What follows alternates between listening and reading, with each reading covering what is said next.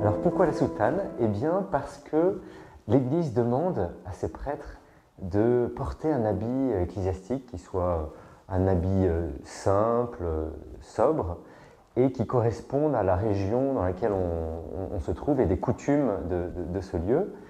À Rome, par exemple, l'usage est de porter plutôt la soutane, mais en France aussi, on peut la porter, ou on peut porter un habit ecclésiastique plus simple, comme le clergyman, qui est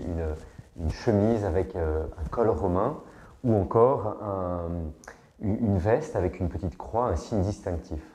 Je pense que l'idée,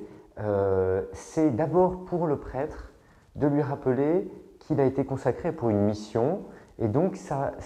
va même dans les petites choses de sa vie quotidienne, dans son habillage. Alors c'est aussi un renoncement à tous les habits du monde,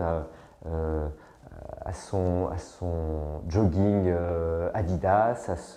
à son polo Ralph Lauren, et il revêt un habit qui est plus simple, plus sobre, qui rappelle aussi un peu la pauvreté, et pour montrer que le prêtre, même s'il est dans le monde, il est appelé à partager les inquiétudes et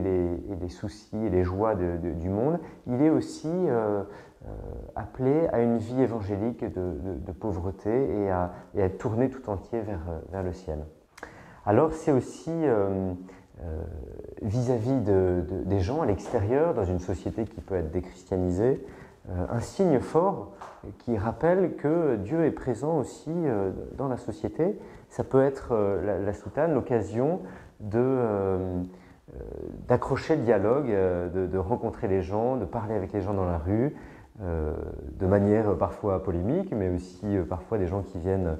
demander qu'on prie pour eux. Donc c'est un moyen aussi d'apostolat et puis de pouvoir se faire proche des gens. Alors il y a une manière effectivement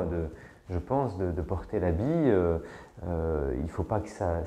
crée une séparation, une barrière avec les gens, mais au contraire, un point de contact et puis